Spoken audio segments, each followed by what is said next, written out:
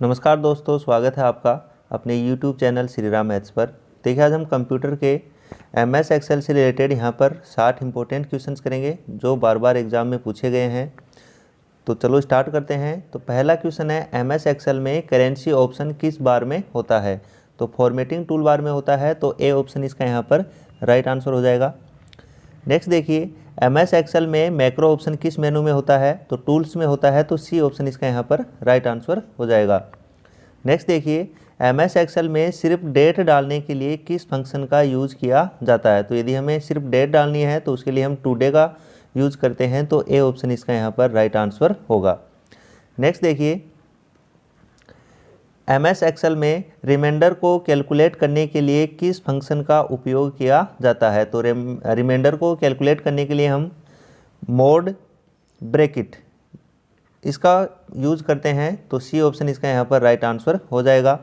Next है, MS Excel में fill option किस मेन्यू में होता है? तो एडिट मेन्यू में होता है, तो डी ऑप्शन इसका यहाँ पर राइट आंसर होगा।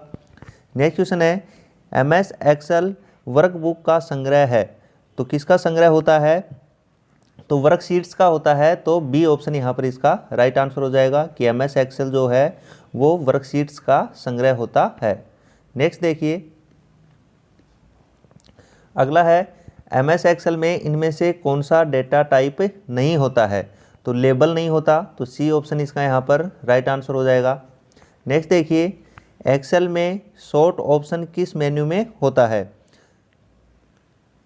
तो जो सॉर्ट मेन्यू है वो डेटा में होता है, तो डी ऑप्शन इसका यहाँ पर राइट आंसर हो जाएगा कि एक्सेल में सॉर्ट ऑप्शन किस मेन्यू में होता है? डेटा में होता है, तो डी ऑप्शन इसका राइट आंसर होगा। नेक्स्ट देखिए, इनमें से कौन सा चार्ट MS एक्सेल में नहीं होता है? तो कौन सा नहीं होता? ग्राफ नहीं होता, तो डी ऑप्शन इसका यहाँ पर राइट आंसर होगा। नेक्स्ट देखिए, अगला है, MS एक्सेल चार्ट विजार्ड में चार्ट ऑप्शन में से इनमें से कौन सा ऑप्शन नहीं होता है? तो कौन सा ऑप्शन नहीं होता? Axes, data label, data table, data series, तो डाटा सीरीज नहीं होता है, तो सी ऑप्शन इसका यहाँ पर राइट आंसर होगा। नेक्स्ट है, MS एक्सेल पर बेस्ड सॉफ्टवेयर है, तो जो MS एक्सेल है वो विंडोज़ पर बेस्ड सॉफ्टवेयर है, तो ए ऑप्शन इसका यहाँ पर राइट आंसर होगा। नेक्स्ट देखिए, एक स्प्रेडशीट पृष्ठों का संग्रह है जिसे वर्कबुक कहते हैं, तो ए ऑप्शन इसका यहाँ पर राइट आंसर होगा। एक स्प्रेडशीट पृष्ठों का संग्रह है जिसे हम क्या कहते हैं? वर्कबुक कहते हैं, तो ए ऑप्शन इसका यहाँ पर राइट आंसर होगा। नेक्स्ट देखिए, अगला है, MS एक्सेल 2007 में एक्सेल वर्कबुक का एक्सटेंशन क्या होता है? तो .xlsx, तो बी ऑप्शन इसका यहाँ पर राइट आंसर हो जाएगा, .xlsx। नेक्स्ट है, चार्ट विजार्ड के किस ऑप्शन में डेटा में सीरीज नेम, कैटेगरी और वैल्यू का ऑप्शन होता है? तो डेटा लेबल में होता है, तो सी ऑप्शन इसका यहाँ पर राइट आंसर होगा। अगला है, MS एक्सेल में फॉर्मूला एरर होने पे कौन सा साइन दिखाता है? तो फॉर्मूला एरर होने पे हैश का साइन दिखाता है, तो डी ऑप्शन इसका यहाँ पर राइट आंसर होगा।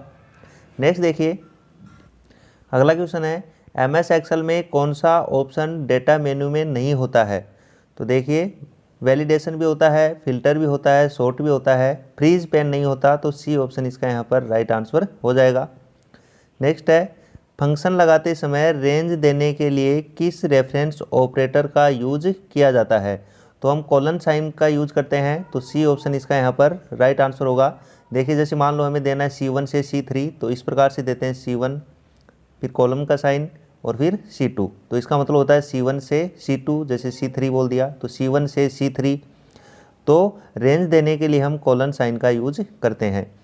नेक्स्ट देखिए, MS एक्सेल में नंबर को ड्रैग करके सेल्स में इंसर्ट करने के फीचर को क्या कहते हैं? तो ऑटो फिल कहते हैं, तो सी ऑप्शन इसका यहाँ पर राइट आंसर होगा, ऑटो फिल। नेक्स्ट देखिए, MS एक्सेल में टूल मेन्यू में इनमें से कौन सा ऑप्शन होता है? तो फॉर्मूला ऑडिटिंग, गोल सीक,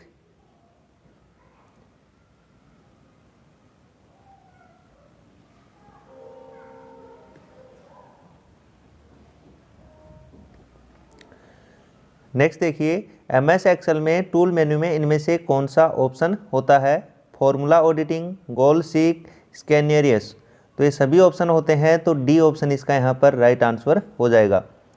नेक्स्ट देखिए, किस फंक्शन का उपयोग rate of return, loan amount और फ्यूचर वैल्यू को कैलकुलेट करने के लिए किया जाता है? तो फाइनेंशियल फंक्शन का यूज करते हैं हम, तो बी ऑप्शन इसका यहाँ पर राइट आंसर होगा। नेक्स्ट देखिए, सेल में करंट डेट इंसर्ट करने की शॉर्टकट की क्या है? तो कंट्रोल प्लस ये साइन होता है, तो ए ऑप्शन इसका राइट आंसर हो जाएगा। अगला है, किसी भी दो प्रोडक्ट की प्रोडक्ट आईडी एक जैसी नहीं हो सकती, निम्न में से किस फीचर का यूज करके हम डुप्लीकेट बना सकते हैं? तो इस कंडीशनल फॉर्मेटिंग, तो सी ऑप्शन इसका राइट आंसर होगा कि कंडीशनल फॉर्मेटिंग का यूज करके हम डुप्लीकेट प्रोडक्ट आईडी बना सकते हैं। नेक्स्ट देखिए, एमएस एक्सेल में यदि डे फॉर्मूला लगाया जाए तो 5 मार्च 2017 का आंसर क्या प्रिंट होगा? तो यहाँ पर देखिए,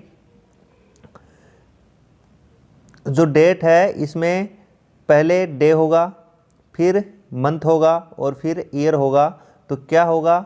5 यहाँ पर प्रिंट होगा, तो ए ऑप्शन इसका यहाँ पर राइट आंसर होगा, क्योंकि डे कौन सा होगा? 5, मंथ होगा 3 मार्च और ईयर होगा 2017। ओके, नेक्स्ट देखिए, एमएस एक्सेल में फॉर्मूला स्टार्ट करने के लिए किस चिन्ह का उपयोग करते हैं? तो देखिए, कोई भी यदि में फॉर्मूला स्टार्ट करना है तो इक्वल के साइन से स्टार्ट होगा, तो बी ऑप्शन इसका यहाँ पर राइट आंसर होगा। नेक्स्ट क्वेश्चन है, इनमें से किस फंक्शन का प्रयोग एक से ज़्यादा स्पेस हटाने के लाइट किया जाता है? तो ट्रिम, चार, लेन और इंट। तो ट्रिम फंक्शन का यूज हम करते हैं, तो ए ऑप्शन इसका यहाँ पर राइट आंसर हो जाएगा। इससे हम एक से ज़्यादा स्पेस हटाने के लिए इसका यूज करते हैं, तो ट्रिम ए ऑप्शन इसका राइट आंसर होगा। अगला है, एमएस एक्सेल के सेल में A6 से A11 में वैल्यू 29, 19, 27, 39 और 20 लिखी है, तब maximum of A6 to A9 and A11 का मान कितना आएगा?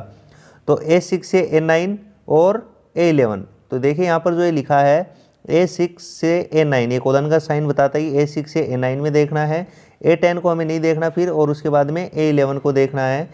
तो इस फॉर्मूले का मतलब है कि इन जो कॉलम है, जो सेल के एड्रेस हैं, इनमें से मैक्सिमम वैल्यू हमें बतानी है। तो देखिए, इनमें मैक्सिमम वैल्यू कौन सी है? 39 है, तो बी ऑप्शन इसका यहाँ पर राइट आंसर हो जाएगा। ओके, नेक्स्ट देखिए, किसी डिस्ट्रीब्यूटर की दो अलग अलग ब्रांच की सेल्स प्राइस को कंपेयर करने के लिए कौन सा चार्ट यूजफुल होगा? तो कौन सा होगा? Scatter chart, bar chart, dog Hunt chart और एरिया चार्ट। तो यदि हमें अलग अलग ब्रांच की सेल प्राइस को कंपेयर करना है तो उसके लिए डंप नट चार्ट जो है वो हमारा यूजफुल होगा, तो सी ऑप्शन इसका यहाँ पर राइट आंसर होगा। नेक्स्ट है, इनमें से कौन सा कथन सही है? तो कौन सा कथन सही है ये हमें यहाँ पर चेक करना है। तो पावर 2 × 3, पावर 2 की पावर 3, पावर 2 3 और पावर 2:3। तो देखिए, इनमें से कौन सा स्टेटमेंट सही है ये हमें बताना है। तो यदि हमें किसी की पावर निकालनी है तो हम इक्वल का साइन लगाएंगे पहले तो कोई भी फॉर्मूला स्टार्ट करने के लिए, उसके बाद में लिखेंगे पावर 2,3। तो सी ऑप्शन इसका यहाँ पर राइट आंसर होगा। नेक्स्ट देखिए, एमएस एक्सेल में इनमें से कौन सा ऑपरेटर नहीं होता है? तो देखिए, कौन सा ऑपरेटर नहीं होता? तो लॉजिकल ऑपरेटर नहीं होता है, तो डी ऑप्शन इसका यहाँ पर राइट आंसर हो जाएगा। नेक्स्ट देखिए, एक्सेल में एक्टिव सेल के कंटेंट्स को कौन डिस्प्ले करता है? तो फॉर्मूला बार करता है, तो सी ऑप्शन इसका यहाँ पर राइट आंसर हो जाएगा। अगला है, एमएस एक्सेल में चार्ट बनाने के लिए कुल कितने स्टेप होते हैं? तो 4 स्टेप होते हैं, तो सी ऑप्शन इसका यहाँ पर राइट आंसर होगा। अगला है, किसी फंक्शन के अंदर लगे हुए फंक्शन को क्या कहते हैं? तो फंक्शन के अंदर लगे हुए फंक्शन को हम नेस्टेड फंक्शन कहते हैं, तो ए ऑप्शन इसका यहाँ पर राइट आंसर होगा। नेक्स्ट देखिए, अगला क्वेश्चन है, माइक्रोसॉफ्ट ऑफिस एक्सेल डॉक्यूमेंट में सेल एड्रेस में क्या होता है? तो सेल एड्रेस में पहले कॉलम का नाम होता है, फिर रो का नाम होता है। तो पहले कॉलम का नाम होगा और फिर रो का नाम होगा। कॉलम को हम अल्फ़ाबेट से दर्शाते हैं, जैसे A3 का मतलब है कॉलम A और रो 3, ठीक है। तो पहले जो लिखा होता है वो कॉलम का एड्रेस होता है और उसके बाद में रो का। तो डी ऑप्शन इसका यहाँ पर राइट आंसर होगा। नेक्स्ट क्वेश्चन है, यदि आप वर्कशीट में टाइटल के बाद एक खाली लाइन चाहते हैं तो इनमें से कौन सा तरीका सबसे अच्छा होगा? तो इंसर्ट द रो, तो बी ऑप्शन इसका यहाँ पर राइट आंसर होगा। नेक्स्ट देखिए, स्प्रेडशीट में डाटा कैसे ऑर्गेनाइज होता है? तो स्प्रेडशीट में जो डाटा होता है वो रोज एंड कॉलम्स में होता है, तो बी ऑप्शन इसका यहाँ पर राइट आंसर होगा।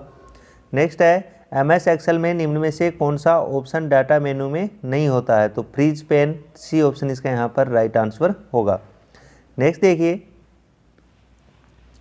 कमेंट ऑप्शन मेन्यू में पाया जाता है, तो इंसर्ट मेन्यू में पाया जाता है, तो ए ऑप्शन इसका यहाँ पर राइट आंसर होगा। अगला क्वेश्चन है कि करंट वर्कबुक में न्यू सीट इंसर्ट करने की शॉर्टकट की क्या है? तो शिफ्ट प्लस F11 होती है, तो सी ऑप्शन इसका यहाँ पर राइट आंसर होगा। नेक्स्ट देखिए, आप एक्सेल शीट में ग्रिड लाइंस को कैसे दिखा या छुपा सकते हैं? आप एक्सेल शीट में ग्रिड लाइंस को कैसे दिखा या छुपा सकते हैं? तो सबसे पहले हम टूल्स में जाएंगे, उसके बाद में ऑप्शन में, और उसके बाद में व्यू टैब में जाके ग्रिड लाइन बॉक्स को मार्क या अनमार्क करके हम दिखा या छुपा सकते हैं, तो ए ऑप्शन इसका यहाँ पर राइट आंसर होगा। ओके, नेक्स्ट देखिए, एक्सेल में करंट सेल का एड्रेस दिखाई देता है, तो करंट सेल का जो एड्रेस है वो नेम बॉक्स में दिखाई देता है, तो सी ऑप्शन इसका यहाँ पर राइट आंसर होगा। नेक्स्ट देखिए, नेक्स्ट क्वेश्चन है कि वर्कशीट में हाइपरलिंक ऐड करने की शॉर्टकट की क्या है? तो हाइपरलिंक को ऐड करने की जो शॉर्टकट की होती है वो होती है Ctrl+K, तो सी ऑप्शन इसका यहाँ पर राइट आंसर होगा। नेक्स्ट है, इनमें से कौन सा कथन सही नहीं है? तो आप एक्सेल शीट में ग्राफ बना सकते हैं, बिल्कुल सही है। एक्सेल शीट का एक्सटेंशन डॉक होता है, नहीं, ये तो MS वर्ड का होता है, तो ये ऑप्शन यहाँ पर राइट नहीं है। नई वर्कबुक को बुक 1 कहते हैं, तो ये भी बिल्कुल सही है। तो कौन सा सही नहीं है? तो बी ऑप्शन इसका यहाँ पर सही नहीं है। अगला है, रो और कॉलम के कॉमन बिंदु को कहते हैं, तो रो और कॉलम के कॉमन बिंदु को हम सेल कहते हैं, तो बी ऑप्शन इसका यहाँ पर राइट आंसर होगा। अगला क्वेश्चन है, स्प्रेडशीट को कौन यूज कर सकता है? तो finance professionals, engineers, stock brokers, तो ये सभी इसका यूज कर सकते हैं, तो डी ऑप्शन इसका यहाँ पर राइट आंसर होगा। सेल की रेंज को दर्शाने के लिए एक्सेल में का यूज करते हैं, तो किसका यूज करते हैं? कोलन का यूज करते हैं, तो सी ऑप्शन यहाँ पर इसका राइट हो जाएगा। कोलन जो साइन होता है इस प्रकार से, इसका यूज करते हैं हम रेंज देने के लिए। जैसे मान लो हमें A3 से A9 तक करना है, तो हम इस प्रकार से देंगे A3 to A9, तो A3 कोलन का साइन बीच में और A9 इसका मतलब है A3 से A9 तक की सेल को हमने यहाँ पर सिलेक्ट किया है। नेक्स्ट है, फॉर्मेट सेल के डायलॉग बॉक्स को ओपन करने की शॉर्टकट की क्या है? तो Ctrl+1, बी ऑप्शन इसका यहाँ पर राइट आंसर होगा। अगला है, वह प्रोग्रामिंग लैंग्वेज जिसमें एक्सेल मैक्रो कोड को रिकॉर्ड रखता है, तो किस में रखता है? विजुअल बेसिक, तो बी ऑप्शन इसका यहाँ पर राइट आंसर होगा कि उस प्रोग्रामिंग लैंग्वेज को हम विजुअल बेसिक कहते हैं। नेक्स्ट है, MS एक्सेल में रिप्लेस करने की शॉर्टकट की क्या है? तो MS एक्सेल में रिप्लेस करने की जो शॉर्टकट की होती है वो होती है Ctrl+H, तो सी ऑप्शन इसका यहाँ पर राइट आंसर होगा। नेक्स्ट है, इनमें से कौन सा मेन्यू एक्सेल में टेक्स्ट को कट, कॉपी, पेस्ट, डिलीट करने के लिए यूज किया जाता है? तो एडिट मेन्यू, ए ऑप्शन इसका यहाँ पर राइट आंसर होगा। नेक्स्ट देखिए, अगला है, एक्सेल फाइल का डिफ़ॉल्ट एक्सटेंशन क्या होता है? तो .xls, तो ए ऑप्शन इसका यहाँ पर राइट आंसर होगा। अगला है, किसी वर्कशीट में डिफ़ॉल्ट रूप में हेडर होता है, user name, date and time, sheet tab name, तो इनमें से कोई नहीं होता, तो डी ऑप्शन इसका यहाँ पर राइट आंसर होगा। अगला है, एक वर्कशीट में अधिकतम रो होती हैं, तो अधिकतम रो की संख्या होती है 65,536, तो सी ऑप्शन इसका यहाँ पर राइट आंसर होगा। अगला है, रेंज G2 से M12 के लिए सेल रेफरेंस क्या होगा? तो मैंने अभी बताया था आपको कि सेल के लिए जो सेल एड्रेस हमें जो रेंज सिलेक्ट करनी होती है, तो जैसे G2 से M12 है तो बीच में कोलन का साइन आएगा, G2 से M12 है, तो सी ऑप्शन इसका यहाँ पर राइट आंसर होगा। अगला है एक्सेल में स्टेटस बार की शो तथा हाइड करने के लिए किस मेन्यू का यूज किया जाता है, तो वी मेन्यू का यूज करते हैं, तो सी ऑप्शन इसका यहाँ पर राइट आंसर होगा। अगला है सिलेक्ट की गई रेंज में चार्ट बनाने के लिए कीबोर्ड की शॉर्टकट की क्या होती है, तो F11 होती है, डी ऑप्शन इसका यहाँ पर राइट आंसर होगा। नेक्स्ट देखिए, एक वर्कशीट से सिलेक्टेड रेंज के डाटा को दूसरी वर्कशीट में ड्रैग करने के लिए कौन सी की का यूज किया जाता है, तो एल्ट का यूज करते हैं, तो बी ऑप्शन इसका यहाँ पर राइट आंसर होगा। अगला है कॉलम डी व ई के बीच में एक और कॉलम को इंसर्ट करने के लिए आप किस कॉलम को सिलेक्ट करेंगे, तो किसको सिलेक्ट करेंगे हम, ई को सिलेक्ट करेंगे, तो ए ऑप्शन यहाँ पर इसका राइट आंसर होगा। ई कॉलम को सिलेक्ट करने से डी व ई के बीच में एक कॉलम और इंसर्ट हो जाएगा। नेक्स्ट देखिए, इनमें से कौन सा एक्सेल में जूम परसेंटेज नहीं है, तो 500 नहीं है, तो डी ऑप्शन इसका यहाँ पर राइट आंसर होगा। अगला है MS एक्सेल में नंबर को ड्रैग करके सेल्स में इंसर्ट करने की फीचर क्या है, तो ड्रैग करके सेल्स में इंसर्ट करने की फीचर को हम ऑटो फिल कहते हैं, पहले भी आया था ये क्वेश्चन, तो सी ऑप्शन इसका यहाँ पर राइट आंसर होगा। एक्सेल में कुल कॉलम की संख्या कितनी है, तो कुल कॉलम की जो संख्या है वो 256 होती है, ए ऑप्शन इसका यहाँ पर राइट आंसर होगा। जबकि कुल रो की संख्या पूछे तो वो होती है 65,536 और टोटल कॉलम वो होते हैं 256। ठीक है दोस्तों, यदि वीडियो अच्छा लगा हो तो लाइक करें और ज़्यादा से ज़्यादा शेयर करें, और यदि अभी तक आपने चैनल को सब्सक्राइब नहीं किया है तो प्लीज़ चैनल को सब्सक्राइब कर लें और उसके बगल में जो बेल आइकन है उसको ज़रूर प्रेस कर ले, ताकि जब भी कोई नया अपडेट आए तो उसका नोटिफिकेशन आपको मिल सके। Okay, thank you.